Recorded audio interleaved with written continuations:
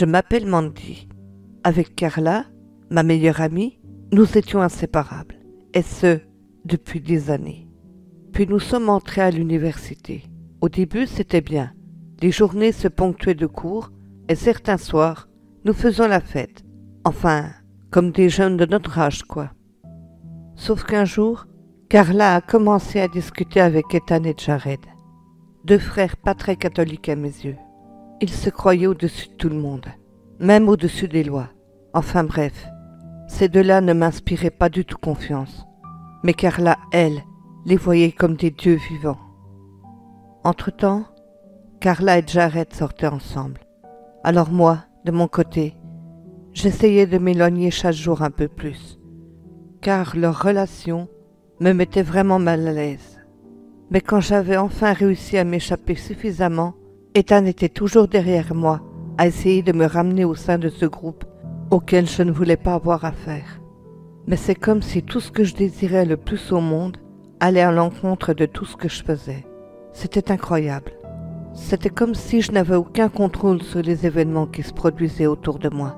C'était le cas d'ailleurs. Un soir, alors que nous étions dans notre chambre, Carla me dit qu'Ethan voulait sortir avec moi. Je lui ai répondu qu'il n'y avait aucune chance pour que cela se produise. Elle s'est alors mise à rire aux éclats, en me disant qu'avec ce qu'il allait faire, je n'aurais guère le choix. Cette situation lui plaisait vraiment visiblement. Puis, nous nous sommes couchés, mettant fin à cette discussion absurde. Mais ma nuit fut ponctuée de rêves assez bizarres concernant Ethan. Pourquoi je rêvais de lui, alors que franchement, j'en avais rien à foutre? C'était encore pour moi un mystère. Mais je n'allais franchement pas tarder à en savoir plus. Car un matin, Carla m'avait demandé de l'accompagner à une fête très sélective à laquelle j'étais conviée. Mais j'avais décliné poliment. Carla s'était mise de nouveau à rire en me disant « Parce que tu penses vraiment avoir le choix? Non, tu viens de toute façon. Tout est prévu. De plus, on va vraiment s'amuser. Alors, détends-toi un peu. » À aucun moment, je n'avais mon mot à dire. De plus, mes sentiments pour Ethan commençaient à changer. Que s'était-il passé? M'avait-il drogué à mon insu? Je ne pouvais l'expliquer. Mais c'est comme si j'évoluais dans un monde qui n'était pas le mien. Et cela m'effrayait davantage, car je ne maîtrisais absolument aucun des paramètres qui m'étaient imposés. J'avais l'impression de vivre une vie sur laquelle je n'avais aucun contrôle. La fameuse soirée en question arriva bien trop vite à mon goût. Mais bon, c'est comme si quelque chose m'avait poussé à y aller. Une fois sur place, j'avais constaté que très peu de monde était présent. Et vu les accoutrements qu'ils portaient, cela ne m'étonnait guère. Tout le monde était vêtu d'une grande robe noire, avec des capuches. Mais dans quel merdier je m'étais encore fourré, moi? Puis Ethan m'avait apporté un verre, que je repoussai de la main. Mais un seul regard de sa part avait suffi à me faire changer d'avis. C'est comme si ce mec m'avait littéralement hypnotisé. J'avais alors vidé mon verre. Ensuite, il m'avait prise par la main, car le groupe s'était déplacé dans une autre pièce, bien plus glauque et bien plus sombre que la première. Je lui avais demandé ce qu'on faisait ici. Il m'avait juste répondu. « Tu verras, c'est pour toi que j'ai fait tout ça. Et de plus, il faut en être digne, il faut le mériter. Et toi tu l'es. Alors, sois gentille et ne gâche pas tout. » Sur le moment, j'étais perdu, mais tout à coup, la vue du décor qui s'offrait à moi me laissait perplexe. On aurait dit une espèce de messe noire. Il y avait une chèvre, et à côté d'elle se trouvait un espèce d'hôtel. Je désirais qu'une seule chose, m'enfuir le plus vite possible.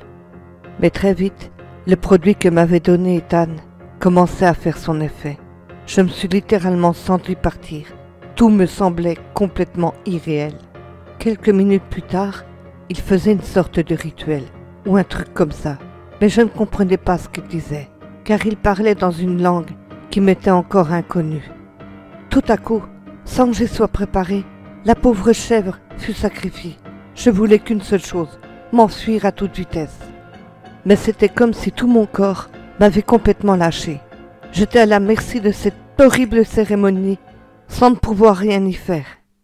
Entre-temps, j'avais dû m'évanouir, car quand je me suis enfin réveillée, j'étais à mon tour couchée sur l'autel. Mon bras me faisait mal, et du sang coulait de celui-ci, dans une espèce de coupe. Tout à coup, j'avais vu Ethan prendre celle-ci et boire mon sang. Il m'a alors regardé d'un regard noir en me disant « Cette fois, tu m'appartiens pour l'éternité. Rien ni personne ne pourra nous séparer. » J'avais si peur. C'est comme si je m'étais retrouvée seule au monde. Comme ça, abandonnée. J'entendais Ethan parler dans cette langue qui m'échappait encore. Comme pour clore cette maudite cérémonie à laquelle j'avais été conviée par la contrainte. Puis il m'a soufflé une espèce de poudre au visage. Puis là, plus rien. Le lendemain, je m'étais réveillée dans ma chambre. Carla était à mes côtés. Elle m'avait demandé si j'allais bien. Je lui avais répondu que j'avais mal au bras. Elle m'avait alors simplement fait un clin d'œil en me disant d'un air satisfait : « Tu fais vraiment partie des nôtres à présent. Félicitations, ma chérie. Depuis le temps que j'attendais ce moment, cette fois, tout est parfait. » Mais je faisais partie de quoi au juste ? Me demandai-je. J'étais perdue. C'est comme si je faisais plus qu'un avec quelque chose qui m'était complètement opposé. C'est alors que j'avais voulu regarder mon bras. Il y avait un pentagramme gravé dans ma chair. Il était renversé. Mais que s'était-il passé exactement lors de cette soirée ? Est-ce que j'avais rêvé toute cette histoire ? Pourtant, ma peau portait bel et bien une marque qui symbolisait le mal à l'état pur. Puis je m'étais très vite rendu compte que j'étais en retard pour mes cours. J'avais donc pris ma douche et je m'étais habillée en vitesse pour m'y rendre. À la fin de la journée, j'avais vu Carla, Jared et Ethan m'appeler. Mais j'avais juste fait un signe de la main pour montrer que je n'avais pas le temps. Je m'étais baladée un peu après les cours pour justement les éviter.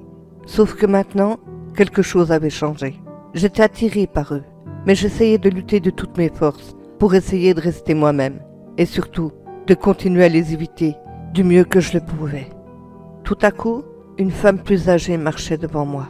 Je ne savais pas pourquoi son regard sur moi était aussi insistant. De plus, celui-ci me rendait mal à l'aise. Quand elle est arrivée à mon niveau, elle m'avait saisi par le bras en me disant : « Fuyez le plus loin possible. Vous avez été marqué par le mal absolu. Il vous a choisi. Vous devez partir très loin. Ou alors, vous pouvez aussi vous ôter la vie. Si vous en avez le courage. » Elle m'avait alors relevé la manche qui couvrait le symbole gravé dans ma chair, puis m'avait expliqué qu'elle était médium, et que la marque que je portais était celle du mal, et que celle-ci était gravée en moi. Tout à coup, son regard avait changé, devenant ainsi plus intense et plus grave que jamais.